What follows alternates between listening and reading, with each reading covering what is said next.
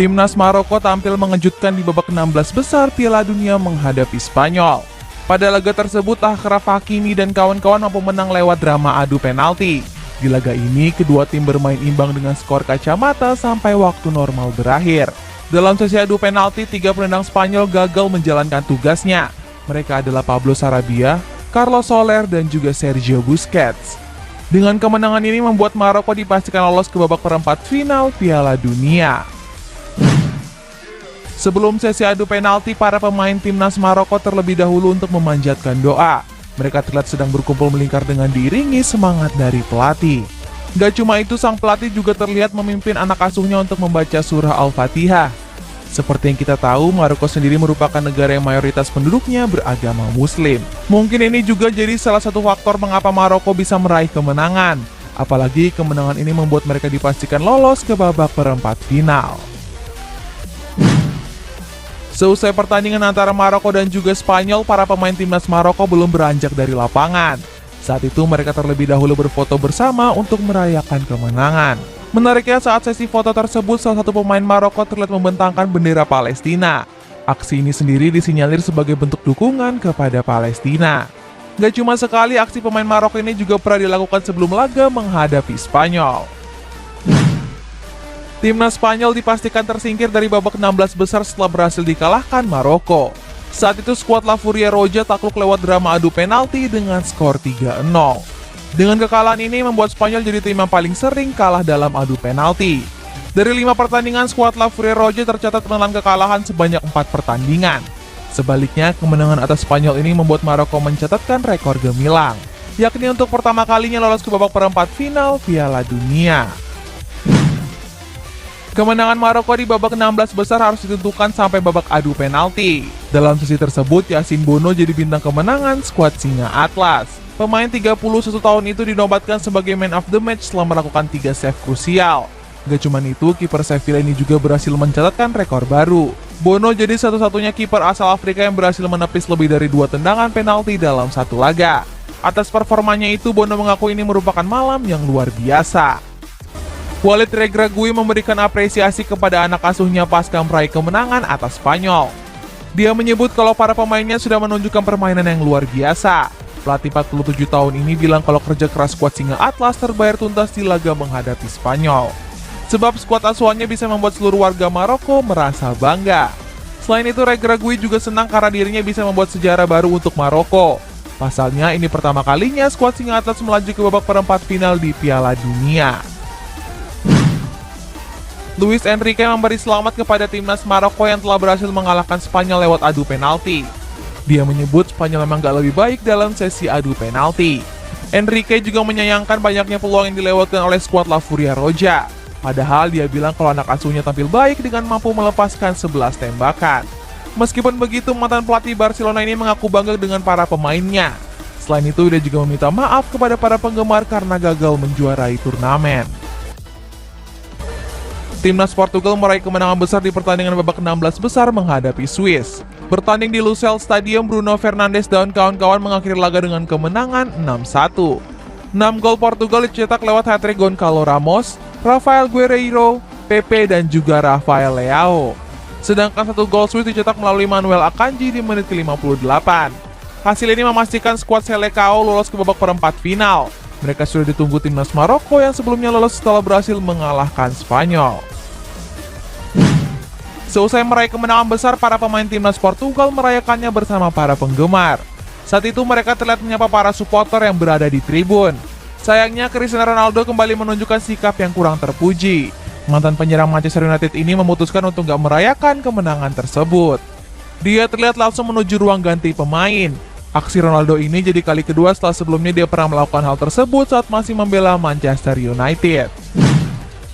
Timnas Portugal memastikan 1 tiket dengan lolos ke babak perempat final Piala Dunia. Namun ada satu momen yang menarik yang meluput dari sorotan di laga tersebut. Hal ini berawal pada saat Cristiano Ronaldo masuk di menit ke-73 menggantikan Joao Felix. Uniknya saat itu Pepe langsung memberikan ban kapten tersebut kepada sang mega bintang. Seperti yang kita tahu, Ronaldo saat ini memang menjadi kapten utama timnas Portugal. Sedangkan Pepe menjabat sebagai vice kapten seandainya Ronaldo berhalangan tampil. Fernando Santos menurunkan PP sebagai starter di laga menghadapi Swiss dini hari tadi. Bek tengah FC Porto itu berhasil mencetak gol sundulan indah pada menit ke-33 pertandingan. Selesai mencetak gol, mantan bek tengah Real Madrid ini berhasil mencatatkan rekor apik, yakni jadi pemain tertua yang bisa mencetak gol di fase gugur Piala Dunia. Opta mencatat kalau PP bisa melakukan hal tersebut di usia 39 tahun 283 hari. Dengan usia tersebut bisa dikatakan sebagai penurunan karir bagi seorang pemain. Goncalo Ramos menjadi bintang kemenangan timnas Portugal di babak 16 besar saat menghadapi Swiss. Pada laga itu pemain yang kini memperkuat Benfica ini berhasil meraih hat-trick. Menariknya ini menjadi hat-trick pertama di Piala Dunia 2022. Bahkan Ramos mencatat rekor tersebut saat menjalani debutnya sebagai starter di event 4 tahunan tersebut. Dengan 3 golnya ini membuat Bomber 21 tahun itu bertengger di daftar top skor sementara. Dia hanya kalah 2 gol dari Kylian Mbappe yang sudah mengemas 5 gol. Babak 16 besar Piala Dunia sudah berakhir di mana Portugal meraih kemenangan telak atas Swiss. Pertandingan ini sendiri dibuka dengan laga Kroasia dan Brazil yang digelar pada Jumat malam mendatang. Berikutnya di jam 3 dini hari disusul laga antara Belanda dan Argentina. Selanjutnya di Sabtu malam ada laga yang mempertemukan Maroko dan Portugal, serta ditutup dengan laga Prancis dan Inggris di jam 3 dini hari. Inilah jadwal lengkap babak perempat final Piala Dunia. Jose Gimenez terancam mendapat sanksi larangan bermain selama 15 pertandingan. Hal ini nggak terlepas dari aksi nggak terpuji bek Uruguay itu di laga menghadapi Ghana. Saat itu Gimenez terlihat mengikut bagian belakang wasit saat mencoba melakukan protes. Dia menganggap kalau wasit yang memimpin laga melakukan keputusan yang nggak masuk akal. Alasannya karena saat itu wasit nggak menunjuk titik putih saat Edinson Cavani dijatuhkan di kotak terlarang. Padahal sang wasit sudah terlebih dahulu melihat tayangan ulang di VAR. Bukayo Saka dan Kylian Mbappe merupakan pemain yang kini tampil gemilang di Piala Dunia 2022. Bahkan keduanya kerap disamakan karena memiliki gaya bermain yang mirip. Namun baru-baru ini Saka mengungkapkan kalau dirinya nggak mau disamakan dengan bintang PSG tersebut. Sebab menurut winger Arsenal ini Mbappe merupakan pemain yang berbeda. Selain itu dia juga disebut-sebut sebagai calon pemain muda terbaik di turnamen ini. Namun Saka mengatakan kalau fokusnya saat ini cuma ingin membawa Inggris meraih gelar juara. Manchester United berencana untuk mendatangkan Martin Zubimendi dari Real Sociedad. Gelandang berusia 23 tahun ini didatangkan untuk menjadi pesaing Casemiro. Performa apik Zubimendi bersama Sociedad membuat sang pelatih yakni Erik ten Hag kepincut. Pasalnya dia sudah bermain di 16 pertandingan dengan torehan 1 gol dan 2 assist. Menurut kabar dari Daily Mail, skuad setan merah siap untuk mengaktifkan klausul pelepasan pada musim panas nanti. Kabarnya klausul tersebut mencapai 51,4 juta pound sterling. Jamie Carragher nggak berhenti dibuat kagum oleh gelandang timnas Inggris yakni Jude Bellingham. Legenda Liverpool ini sampai menyamakan Bellingham dengan Steven Gerrard. Alasannya karena Carragher menilai Bellingham bisa melewati level permainan Gerrard. Sebab pemain Borussia Dortmund ini baru menginjak usia muda yakni 19 tahun. Selain gacor di Dortmund, kegacoran Bellingham juga bisa dibuktikan saat membela timnas Inggris. Walau baru mengemas 1 gol, dia dianggap pro di skuad The Three Lions. Vinicius Junior dikabarkan akan mengakhiri kerjasama dengan salah satu apparel terkenal yakni Nike. Alasannya karena penyerang Real Madrid ini merasa diperlakukan gak adil. Menurut laporan Diario AS, Vinicius nggak diikut-sertakan dalam iklan Nike di Piala Dunia 2022. Selain itu, dia juga cuma diberi sepatu keluaran model lama yakni Mercurial Vapor 14. Kabarnya pemain Brasil ini telah menghubungi pengacara untuk mengambil langkah pemutusan kontraknya. Padahal Vinicius sendiri jadi aset terbesar Nike sejak Neymar putus kontrak. Barcelona tertarik untuk mendatangkan bek tengah Napoli yakni Kim Min-jae.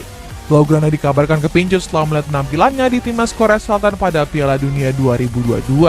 Selain tampil apik di skuad Daegu Warriors, dia juga sedang on fire bersama skuad Partenopei. Terbukti dia berhasil mengantarkan Napoli bertengger di puncak klasemen Serie A. Namun Barcelona harus menyiapkan 45 juta euro untuk mengaktifkan klausul bek 26 tahun ini. Selain itu, Manchester United juga dirumorkan tertarik untuk memboyong sang pemain. Real Madrid jadi klub terdepan dalam perburuan penyerang muda Palmeiras yakni Endrick Felipe. Menurut laporan Fabrizio Romano, El Real sudah menyepakati transfer sang bomber. Fabrizio menyebut kalau transfer itu mencapai 60 juta euro atau setara 985 miliar rupiah. Dengan kabar tersebut membuat Chelsea dan juga PSG gigit jari dalam perburuannya. El Real serius dengan transfer kepindahan Felipe ke Santiago Bernabeu. Mereka bahkan siap menerima klausul anti Haaland demi bisa mendapatkan wonderkid Brazil tersebut. Memphis Depay dirumorkan bakal kembali ke klub lamanya yakni Manchester United. Bomber timnas Belanda ini didatangkan untuk menggantikan Cristiano Ronaldo yang baru saja dilepas. Kabarnya kedatangan Depay diinginkan langsung oleh sang pelatih yakni Erik ten Hag. Pelatih asal Belanda ini mengaku sangat menyukai gaya permainan dari sang Bomber. Rencananya Depay akan didatangkan ke Old Trafford dengan status bebas transfer. Sebab kontraknya di Barcelona sendiri cuma tersisa 6 bulan saja. Arab Saudi menjadi satu-satunya kandidat tersisa untuk menjadi tuan rumah Piala Asia 2027. Alasannya karena sebelumnya India dan Qatar menarik diri dari pencalonan tersebut. Dilansir dari media The New Arab, dengan terpilihnya Arab Saudi menjadi tuan rumah akan membuat para penggemar lokal bergairah dan mendukung langsung di stadion. Sebagai informasi, Arab Saudi sendiri merupakan salah satu tim favorit juara di Piala Asia. Negeri Timur Tengah ini mampu memenangkan 3 gelar juara. Persebaya Surabaya meraih hasil positif dalam laga lanjutan pekan ke-12 Bri Liga 1. Bertanding di Stadion Maguwo Harjo, skuad Green Force memperdaya Barito Putra dengan skor 3-2. Barito Putra sebenarnya unggul terlebih dahulu lewat gol Rafael da Silva di menit 14. Di babak kedua, Persebaya comeback dengan mencetak 3 gol lewat Breslau Lelis dan juga Frank Sokoy. Sedangkan Barito cuma bisa membalas 1 gol hiburan lewat Buyung Ismulesi di menit ke-82. Hasil ini membuat Persebaya merangsek ke peringkat 8 klasemen sementara. Persija Jakarta meraih kemenangan penting di pekan ke-12 Liga 1 menghadapi Borneo FC Samarinda. Pada laga tersebut, Andri Tani dan kawan-kawan meraih kemenangan dengan skor tipis 1-0. Satu-satunya gol pada laga ini dicetak lewat Firza Andika di menit 54. Sedangkan Borneo FC yang tampil menyerang justru gagal menyerangkan 1 pun gol. Dengan kemenangan ini, skuad Macan Kemayoran menyalip Borneo FC di peringkat 3 klasemen. Mereka unggul 1 poin atas skuad Pesut Etam yang berada di peringkat 4. Persis Solo menjalani pekan ke-12 Liga 1 menghadapi Rans Nusantara FC. Pada laga yang digelar di Stadion Maguwo Harjo ini dimenangkan oleh Persis dengan skor telak 6-1. 6 gol Persis Solo dicetak lewat Sultan Totan, Rio Matsmura, Fernando Rodriguez, Fadila Akbar, dan juga Samsul Arif. Sedangkan gol tunggal Rans Nusantara dicetak melalui Makan Konate. Kemenangan ini membuat Persis Solo menaik ke peringkat 11 klasemen sementara. Sedangkan Rans Nusantara belum berlanjut dari zona degradasi dengan baru meraih 10 poin.